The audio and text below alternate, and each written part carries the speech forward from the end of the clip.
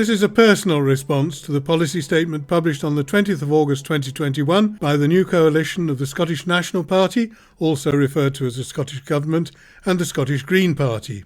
I will deal only with policies likely to affect the future of salmon aquaculture, marine protection measures and interactions between them.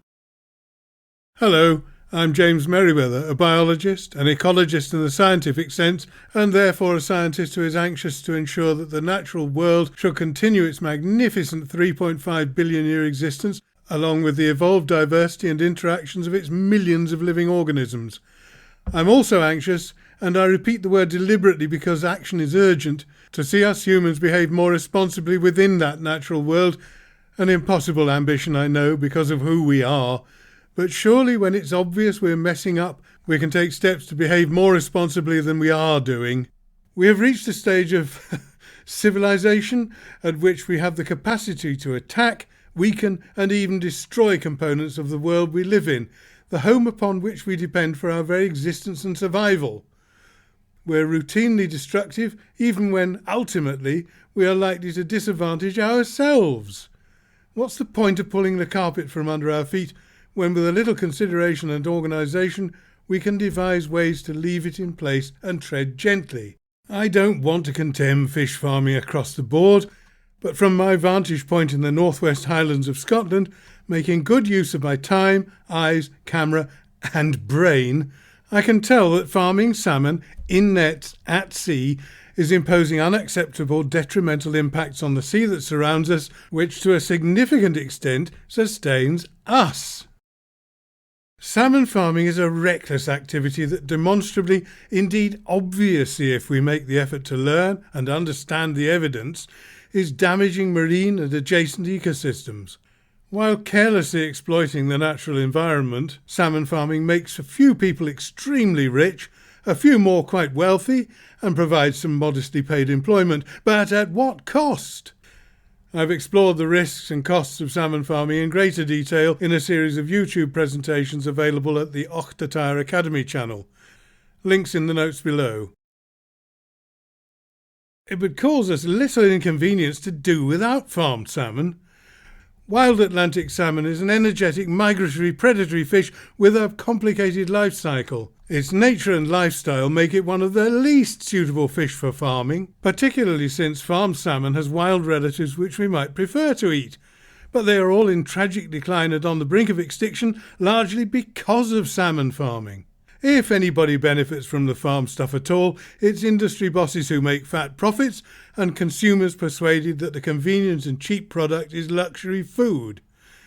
And B, it's actually inferior, but with no real salmon left to compare it with, who would know? And the situation is much more complicated, indeed much worse than this brief introduction allows. The status quo in salmon aquaculture is not just not an option, it's absurd and it's dangerous. The subtitle of this presentation, "The Status Quo is Not an Option," was coined in a 2018 inquiry report produced by the Scottish Parliament's Environment, Climate Change and Land Reform Committee, ECCLR, and has proved very useful in our campaigning. 3 major documents emerged from the inquiry: that report from the Environment Committee, later a report from the Rural Economy Committee, and a study provided by the Scottish Association for Marine Science that informed both committees in their deliberations. The original author of the phrase was Graham Day, MSP, convener of the meeting, who wrote the report. This fundamental aphorism was never spoken during the meeting, but it was inserted conspicuously deliberately at this pivotal point in its conclusions. Next, it was repeated 6 times, paraphrased, in the Rural Economy Committee's report. But extraordinarily, when the inquiry was debated in Parliament, the status quo is not an option was quoted 12 times by several MSPs. Evidently, this carefully worded advice had some impact in Parliament. And of course it's continued to do so outside Parliament. Significantly, certainly surprisingly considering his views on the matter, even the Economy Cabinet Secretary repeated the status quo is not an option, a soundbite to treasure if with little confidence that it meant very much. We do need to do more to get the balance right to protect the environment And we acknowledge that the status quo is not an option. Seconds earlier, Mr Ewing had said, and I want to make it absolutely clear, this government's support for the farm salmon and wider aquaculture sectors and their sustainable growth. we all know how the meaning of sustainable has evolved and can nowadays refer either to care for the marine environment or, should the user choose, support for the aquaculture industry. We're obliged to apply a cynical analysis of context to understand what is actually meant. We do need to do more to get this government's support for the farm salmon, the environment and wider aquaculture sectors, and that their sustainable growth is not an option. What exactly happened in response to the parliamentary inquiry? As critical observers, as far as we can tell, business as usual. The Scottish Government's policy promoting doubling the size and output of salmon farming by 2030 with no attempt to reform the method used, that is, ignoring the advice that emerged from the inquiry, the non-optional status quo, persisted.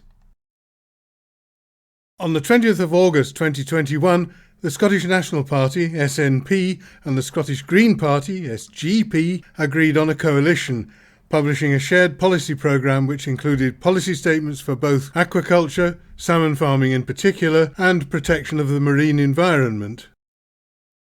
Notably, they restated the now familiar aphorism, I quote, "The status quo of aquaculture regulation is not an option. The exact detail of the status quo in salmon farming can be checked and verified with reference to the reports from the 2018 parliamentary inquiry. Here I will take each policy item in turn and express my opinions. They are, of course, my personal opinions, but I'm reasonably confident that my colleagues will not disagree."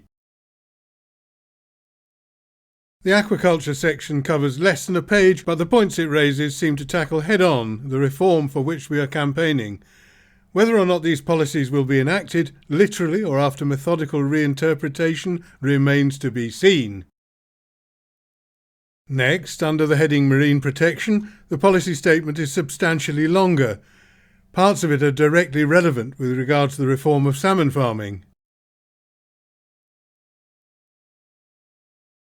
From the very first sentence of this aquaculture policy statement, we must be aware of weasel words. I'm confident that the SNP-SGP policymakers had no deceitful intent when using such words, but salmon farming has adopted them as ambiguosities, euphemisms, and stealthy mind control agents, so that they really ought to be avoided. The worst by far and always is sustainable, along with its cousin sustainability. Depending on intent, sustainable can have multiple meanings. Example: Scott Lansborough, ex-CEO of the Scottish Salmon Producers Organisation, interviewed by Tom Heap on BBC's Countryfile in 2013, said, "We want to have a sustainable industry here. It is a challenge, but it's a challenge for the wild fish." To many people, the mere mention of the word sustainable automatically conjures up associations with nature conservation, while in this instance, Lansborough is actually referring to the sustaining of his industry. Ambiguous and misleading terminology is commonplace in conversations about salmon farming.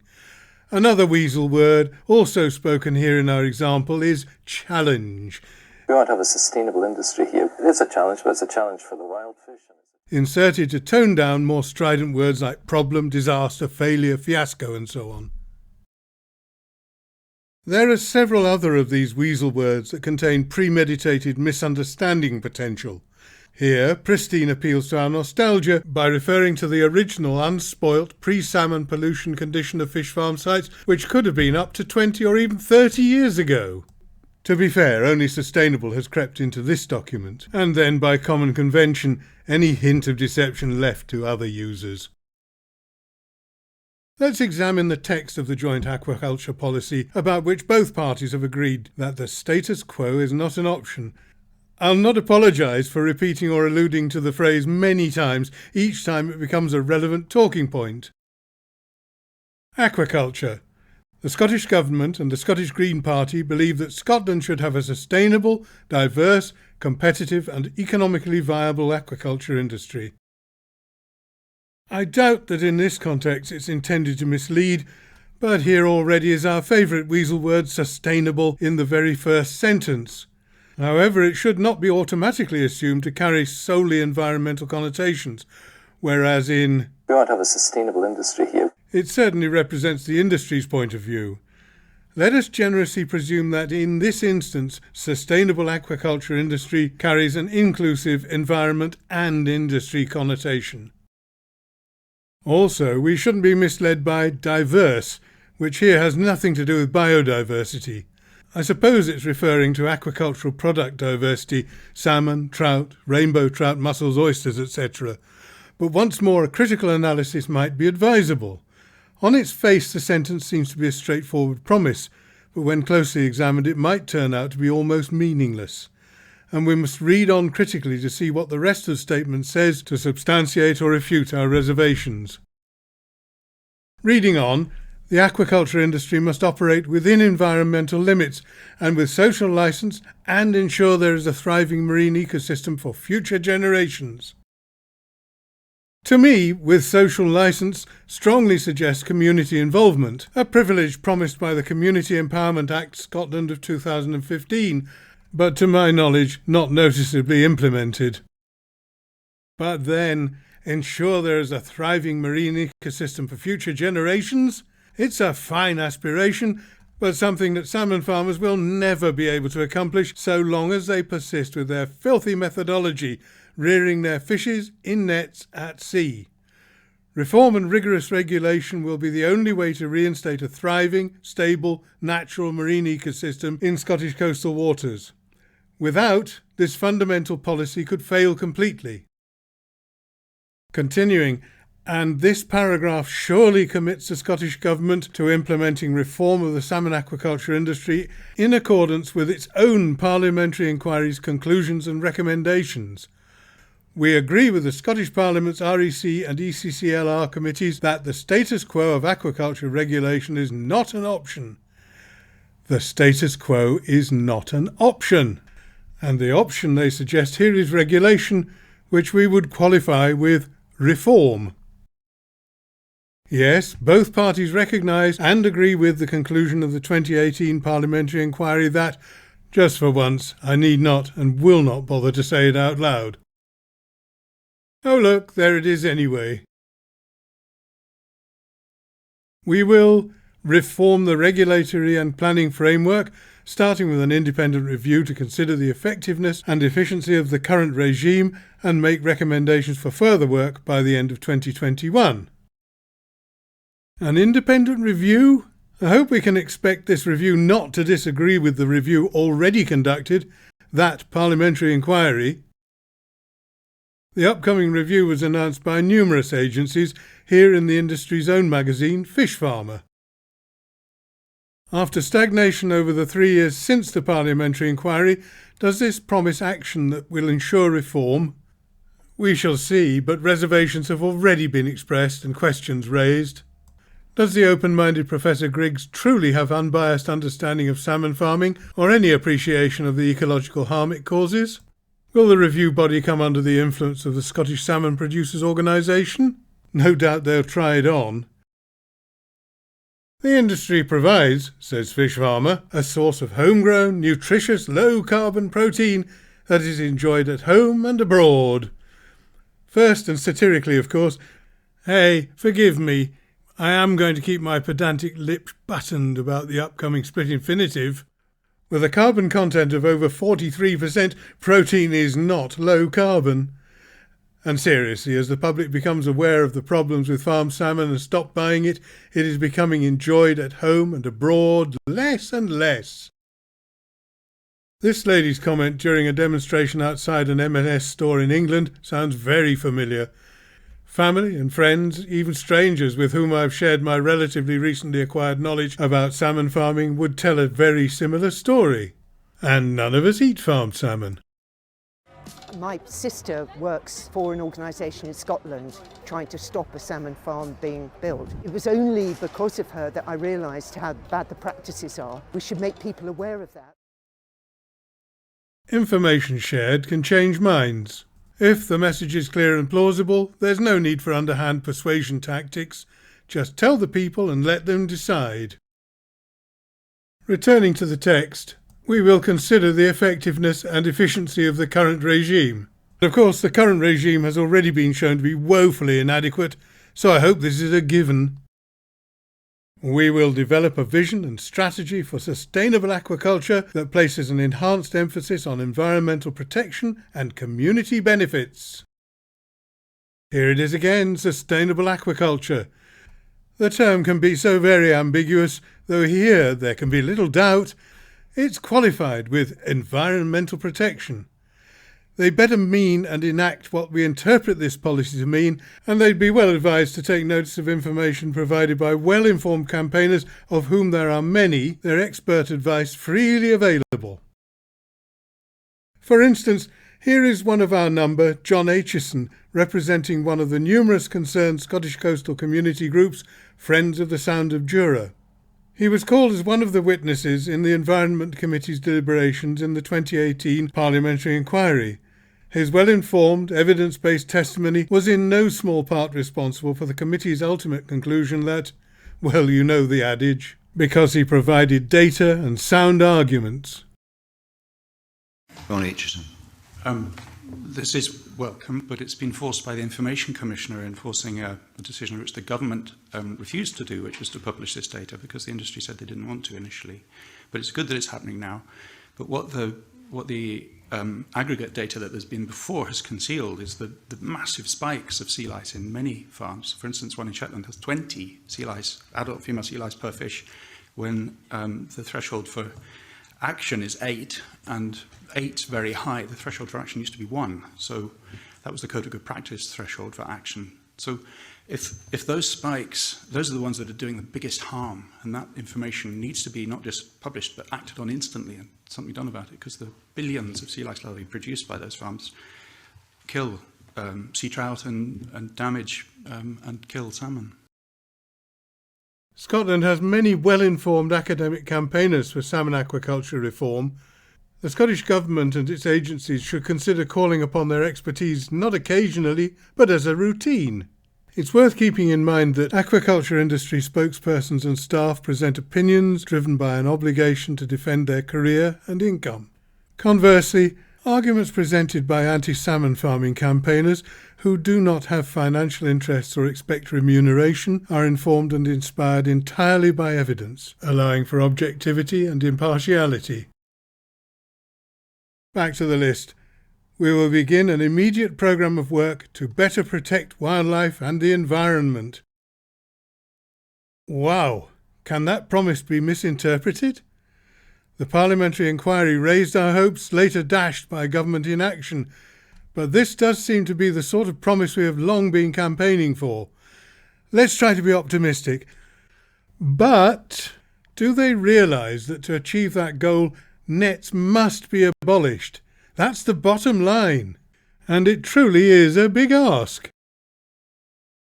We will explore how best to ensure that fish farming contributes more to support communities and recreational fisheries. The first part here is a bit vague, though we might hope that it's intended to convey implicit or oblique reference to the Communities Empowerment Act Scotland of 2015, which in its turn will have benefits for us. As for the proposed contribution of fish farming to the support of recreational fisheries, we need say no more than stop farming salmon in nets at sea. It's the net-cage salmon farms that have played a significant role in the near extinction worldwide of wild salmon and sea trout that constitute those now mostly defunct recreational fisheries.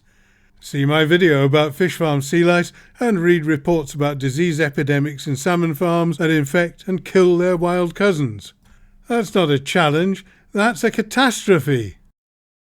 Having appraised the joint aquaculture policy item by item, let's have a look at the marine protection policy statement. Marine protection. The Scottish Government and the Scottish Green Party believe that the marine environment should be clean, healthy, safe, productive and diverse, and manage to meet the long-term needs of nature and people. Anybody disagree?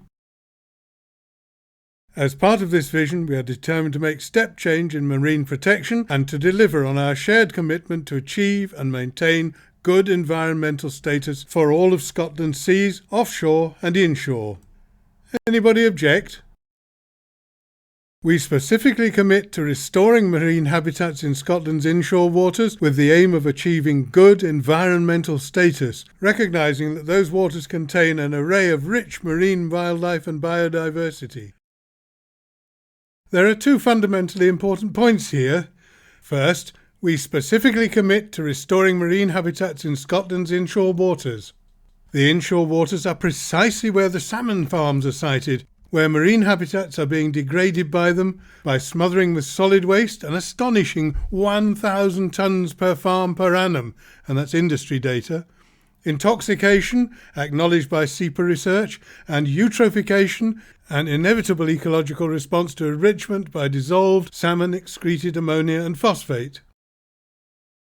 We'll have to hold the politicians' feet to the fire so they really do take steps to remove the main causes of threat to that array of rich marine wildlife and biodiversity, salmon farming and seabed trawling. This policy provides an unequivocal, specific commitment to restoring marine habitats, and I must say it again, the practical way to achieve that is the abolition of net cage salmon farming and seabed trawling. Considering the assault that has been and is being waged upon Scottish coastal seas, the need for these reforms is urgent. Since it has been and is agreed that the status quo is not an option, I propose that this commitment and all of its implicit intentions represents the new status quo for the regulation of salmon farming. We will deliver the suite of HPMAs through a policy and selection framework. HPMAs will be highly protected marine areas which we might hope will provide protection superior to or replacing existing marine protected areas. MPAs exist, but there seems to be little protection of them from illegal and detrimental practices that continue to cause their ecological deterioration. All of the 5 bulleted promises are important, but 2 are fundamental to the recovery of marine biodiversity. The imperative for salmon farming reform, as recommended, it seems quite a long time ago, by the 2018 Parliamentary Inquiry, must be implemented. Salmon farming is harmful to marine ecosystems, and if it is to continue, it must convert from nets to closed containment, that is, tanks.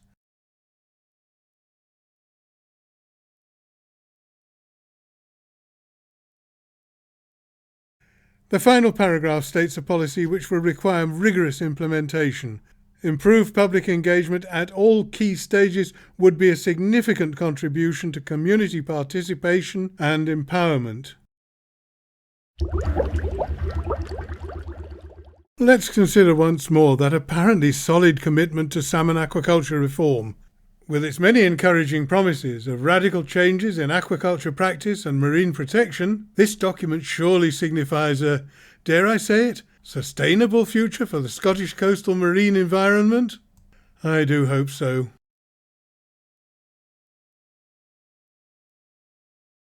If anybody still wants to deny the science that's proven the causal link between sea lice generated by salmon farms and catastrophic declines in wild salmon, here's more, albeit alternative, evidence. At present it's just a very persuasive, trustworthy observation, but you can be sure that data-based confirmation will soon be published in top scientific journals. Dr. Alex Morton has just published a YouTube video expressing her delight at nature's response to a decision by the Canadian government to forbid the restocking of salmon farms installed for many years among the Discovery Islands between Vancouver Island and the mainland. In response to pressure from the First Nations people of the region, last year the salmon farms were at last closed down. All of the 19 salmon farms in the Discovery Islands region were simply refused permission to restock, effectively closed.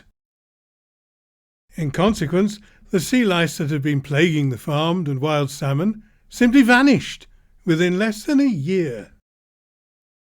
So for the first time in probably 30 years, the young salmon are going to sea unharmed. They're going through waters that are nurturing them rather than killing them.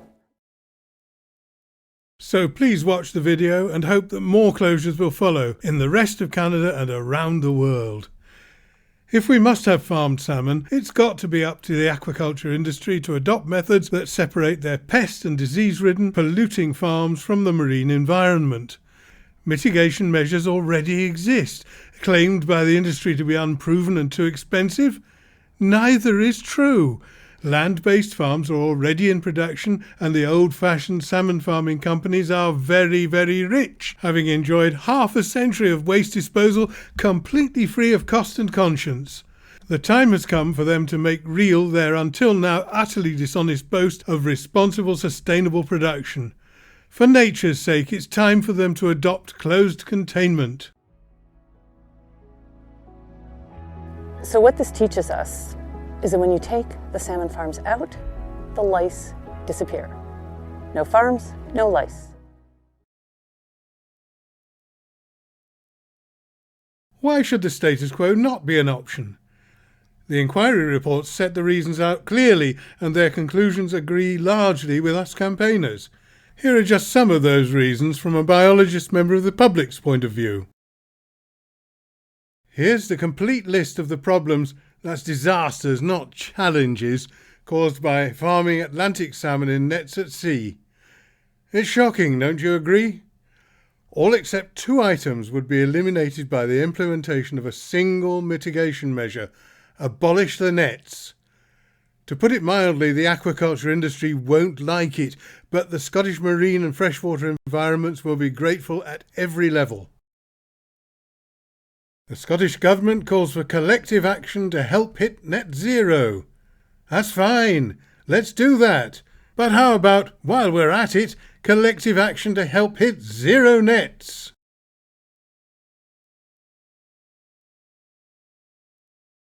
Our optimistic expectation is that the Scottish Government's policy for growth of the aquaculture industry that currently omits reference to the disgraced status quo will be replaced by this joint SNP-SGP policy which fully recognises that the status quo is not an option. Reform can be achieved with a simple, if very difficult to navigate, end of salmon farming in nets. How else the aquaculture industry will choose to farm salmon is its own concern, but hopefully it will cease raising 2 fingers to its innocent host, the Scottish marine environment, which would probably gain them the gratitude of the Scottish people, while allowing the salmon farming reform campaigners to return to normal life and leisure.